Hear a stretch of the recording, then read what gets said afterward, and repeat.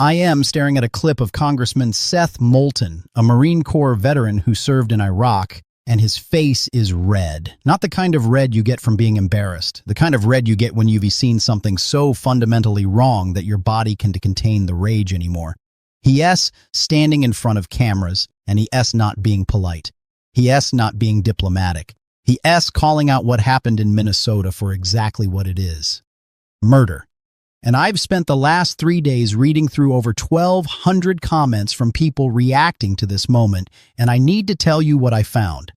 Because something is happening in America right now that we cannot look away from. Something that every single one of us needs to understand before it's too late. This is my analysis. I could be wrong, but I don't think I am. Here's what happened. ICE agents wearing masks, carrying rifles, descended on a location in Minnesota, and when it was over, a man was dead. Not detained, not arrested, dead. Shot multiple times, and the initial reports, the official story, it all sounded so clean, so justified. Suspect was a threat. Officers feared for their safety, standard procedure. But then the details started coming out, and those details dawned to match the story we were sold. Not even close. Seth Moulton, this Marine who commanded a platoon in Najaf in 2004, who knows what it actually looks like when you have to use lethal force, he watched what happened and he couldn't stay quiet. And when I saw dozens of comments from other veterans echoing his fury, from Army vets and Navy vets saying they agreed 100%, I realized this isn't about politics anymore. This is about something way more fundamental. Let me tell you what I found in those 1,200 comments because it's not what you might expect. First, the numbers. About 68% of the comments expressed absolute fury and horror at what ICE has become. But here's what surprised me. It wasn't just progressive activists or people who've always opposed Trump. I saw comments from people who identified as former Trump supporters. I saw comments from people who said they devoted Republican their whole lives, and they were disgusted. One person wrote something that really stuck with me. They said, "I never thought I would see this. Not in America. I'm 72 years old, and this is not the country I grew up in." About 18% of the comments came from people outside the United States, from the Netherlands, from Slovenia, from Australia, from Canada, from Sweden, from the UK. And you know what they were saying? They were warning us. One person from another country wrote, "Do you even study world history in schools, USA? Otherwise, you wouldn't have repeated the beginning of Mussolini and now be experiencing Hitler." That comment got hundreds of likes. The remaining comments split between people demanding specific accountability, people sharing personal military experience that validated Moulton's rage, and a small percentage asking genuine questions about what happened. But here's the pattern that emerged that I think is the most important thing. Across nearly every perspective, across political tribes, across international boundaries, people kept using the same comparison. The SS, the Gestapo, 1930-something Germany. Now, I know that comparison makes people uncomfortable. I know some of you are probably thinking I'm being hyperbolic or that I am fear-mongering. So let me be very clear about what I am saying and what I am not saying. I am not saying we are at 1945. I am not saying we have concentration camps. I am not saying Trump is literally Hitler. What I am saying is that people who lived through the actual rise of fascism, people who studied it, people from countries that experienced it firsthand, they were seeing patterns that terrify them. And maybe, just maybe, we should listen. Because here's what we know for certain. ICE agents wearing masks to hide their identities showed up with military-grade weapons. A man ended up dead. The official story keeps changing. There's no body camera footage being released, no accountability, and when a sitting member of Congress, a decorated Marine veteran, calls it murder, the response from the administration isn't an investigation. It is silence. Or worse, it is justification. One commenter, clearly with military experience, broke down what they saw in the footage. They wrote, "They are poorly trained thugs. It was deliberate. They pushed that woman and sprayed Alex in the face a couple of times. He was not in a condition to do anything, let alone threaten them physically. They wanted to make another example of someone." Another veteran commented, "These agents were clearly bullied geeks at school, and instead of going to therapy, they picked up a rifle and hid their faces." And you know what struck me about that comment? It is not just an insult. It's an analysis. Because when you give people power without accountability, when you let them hide behind masks and uniforms, when you tell them they're protecting America from dangerous enemies, some people turn into exactly what this country was supposedly founded to oppose. Seth Moulton knows this. He commanded Marines in combat. He knows what rules of engagement actually look like. He knows what a justified use of force looks like, and he knows what murder looks like. And he is not alone. Multiple comments referenced other military leaders speaking out. One mentioned an Army and Navy vet calling it sanctioned murder. These aren't civilians who've never seen violence. These are people who've been trained in when and how to use lethal force, and they are saying this was wrong. So here's the question that keeps me up at night. If this is what is happening now, 8 days into this administration, what is going to be happening in 8 months? In 8 years? Because I think what Seth Moulton understands, what these veterans understand, what people watching from other countries understand, is that this is a test. Trump and his administration are testing how far they can go. They retesting whether Americans will accept masked agents killing people in the streets. They retesting whether Congress will do anything. They retesting whether the media will move on to the next story. They retesting whether we'll get used to it. And the most terrifying thing I found in those comments, multiple people saying some version of this. If Trump and his regime are not removed now, there will not be a free and fair election for many years, maybe even a decade or more. Now, I don't know if that is true. I hope it is not true. But I can tell you that people are genuinely afraid, not in a hypothetical way, in a concrete, visceral, I'm watching my country disappear kind of way. Let me tell you about another pattern I saw. About 15 to 20% of comments were focused specifically on accountability. They wanted names. One person asked, John Ross, and who is the other that needs to be arrested? Another wrote, where is Mr. Pretty's cell phone? These weren't abstract calls for justice. These were people trying to gather evidence, trying to document, trying to make sure that when accountability finally comes, if it comes, there is a record. Someone from the Netherlands wrote, speak, record, document. The world is watching. And they are. The world is absolutely watching. I saw comments from people talking about the Nuremberg trials, multiple comments. They were saying, we need that level of accountability for ICE agents, for Tom Homan, for everyone in the chain of command who authorized this. One person wrote, like the tribunal of the Nuremberg Tribunal for Crimes Against Humanity, you need this with ICE and everybody of the Trump dictatorship. Strong language. But is it wrong? Because here is what I am wrestling with. When does strong language become appropriate? When does comparison to historical atrocities stop being hyperbole and start being pattern recognition? I spent 3 days reading these comments and I kept coming back to something. The people who are most afraid right now aren't the people you might expect. It's not just progressives or activists. It is veterans. It is elderly people who remember what unchecked power looks like. It's people from other countries who've seen this movie before. One comment that broke my heart came from someone who identified as 72 years old. They wrote, exactly, 72 years old, and I never thought I would see this. I really wished I wouldn't have seen this, not in America. That's not political rhetoric. That is grief. And you know what the response has been from Republican leadership? From the people who spent 4 years screaming about law and order and backing the blue and respecting authority? Silence. One commenter nailed it. MAGA. The Truth Suppression Party, where you must be a shameless hypocrite to be qualified to join our moronic cult. Another wrote, the Republicans made peace with their hypocrisy long ago, and I think that that's actually the key insight here, because what we are seeing isn't just about immigration enforcement. It's not even just about one killing, as horrific as that is. What we are seeing is the complete collapse of any pretense that there are rules, that there are standards, that there are lines that cannot be crossed. Remember when Republicans impeached Clinton over lying about an affair? Remember when they said character mattered? Remember when they said the rule of law was sacred? None of that applies anymore. And the comments reflect this realization. People aren't just angry, they re-disillusioned. They re-watching supposed law and order conservatives defend masked agents killing American residents in American streets. Let me read you another comment that captures something important. Someone wrote, are all these Republicans on the Epstein list? Is that how the criminal and thief is keeping them in line? Now, I can confirm that theory. I don't have evidence that Republicans are being blackmailed, but the question itself reveals something crucial. People are trying to understand how we got here. How did an entire political party become complicit in what looks like state-sanctioned murder? And when normal political incentives don't explain it, people start looking for darker explanations. Maybe it's blackmail. Maybe it's fear. Maybe it's just cowardice. Maybe they have convinced themselves this is necessary. I don't know. What I do know is that Seth Moulton decided he was going to be complicit, and the reaction to his stance tells us something about where we are as a country.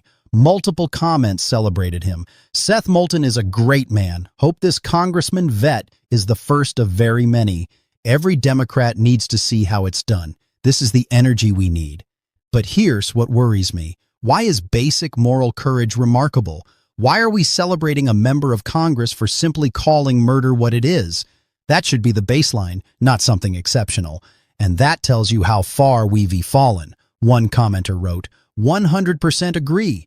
We need more Democrats to fight the good fight, not cowards like Schumer and Jeffries hiding in their offices. Shame on them. And I think there is something to that criticism.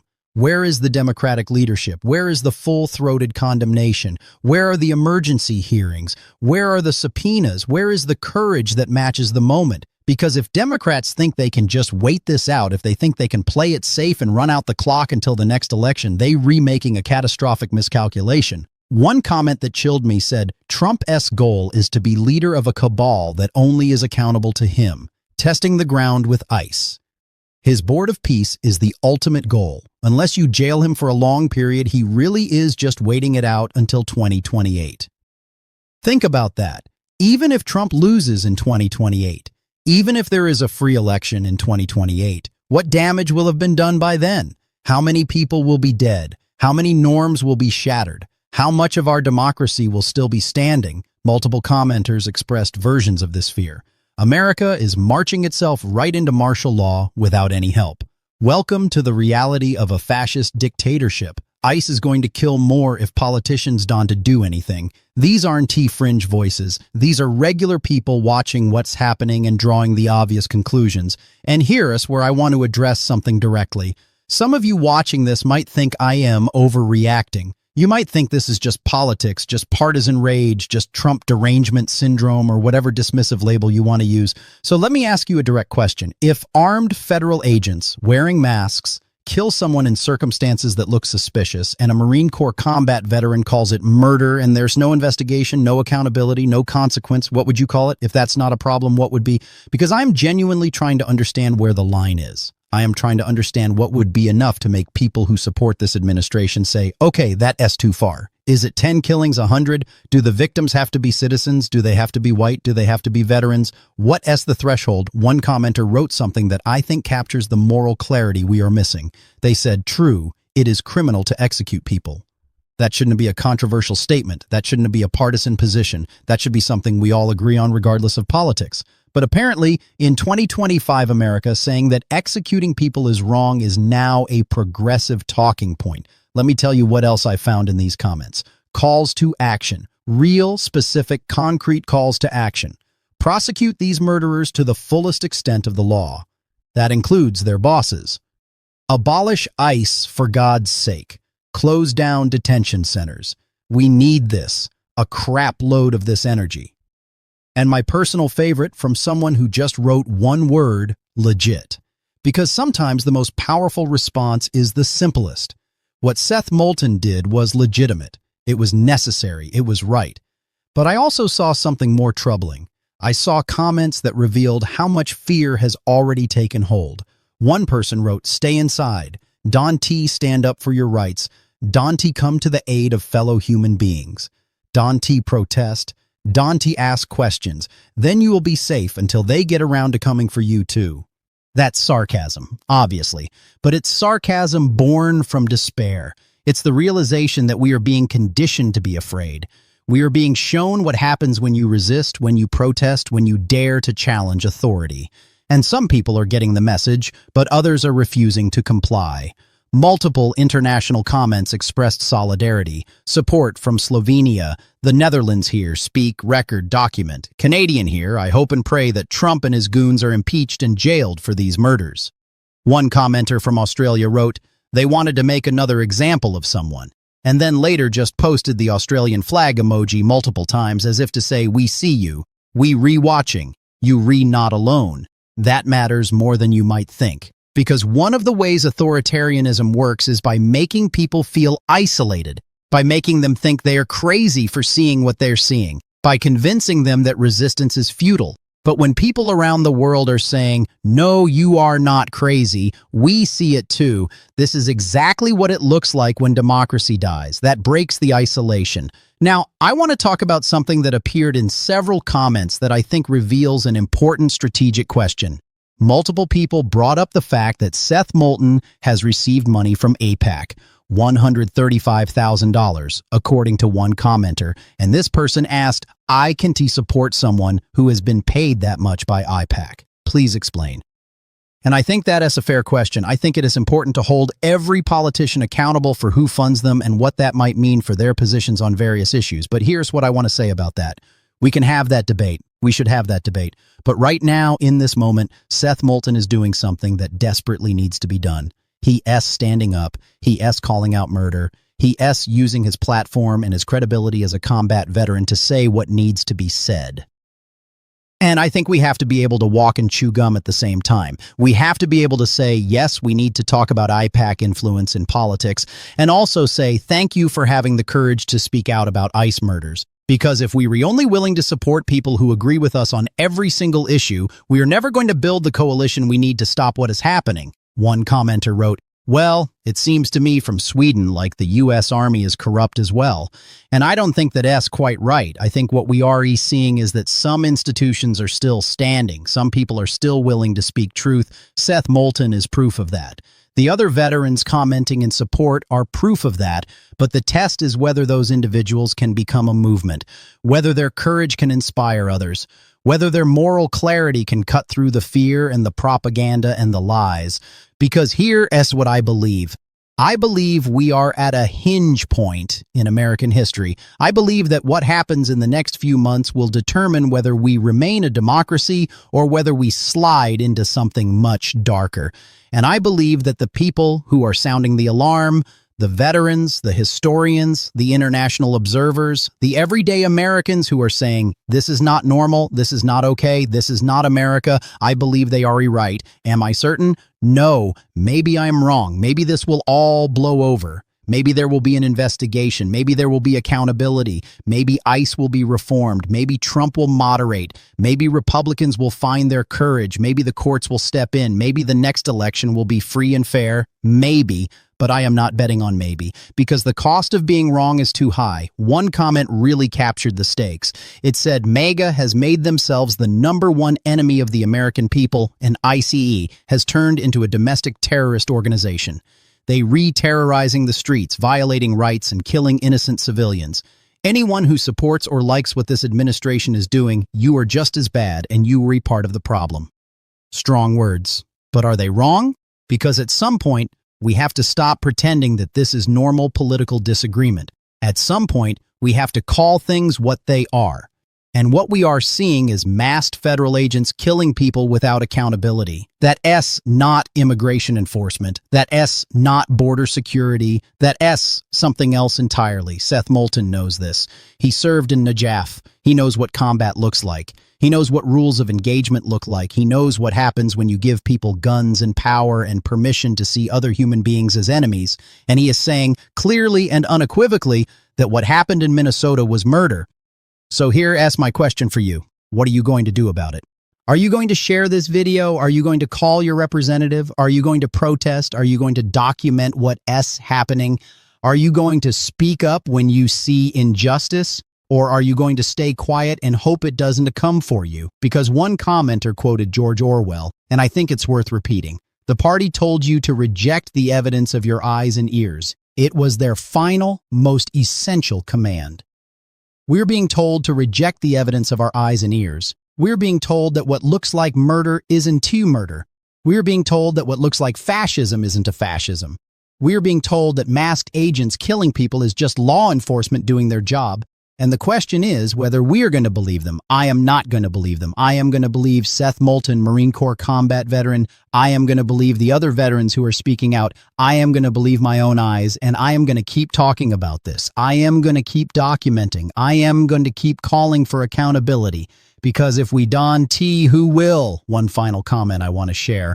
Someone wrote Semper Fi. That is Latin for always faithful. It is the Marine Corps motto, and it is what Seth Moulton is being, faithful. faithful to the oath he took, faithful to the values this country is supposed to represent, faithful to the truth, even when it's uncomfortable. We need more people like that. We need more courage like that. We need more moral clarity like that, and we need it now because ICE is coming to Minnesota again. Tom Homan, Trump-esque border czar, is planning to show up and escalate things further. And if we don't push back, if we don't demand accountability, if we don't say clearly and loudly that this is not okay, then more people are going to die. That's not hyperbole. That's not fear-mongering. That's just reality. So I am asking you, please share this video. Please call your representatives. Please speak out. Please document what is happening. Please refuse to accept this as normal. And please remember that the world is watching. History is watching. Your children and grandchildren will ask you what you did during this moment. What are you going to tell them? I don't have all the answers. I don't know exactly how we stop this. I don't know if we can stop this.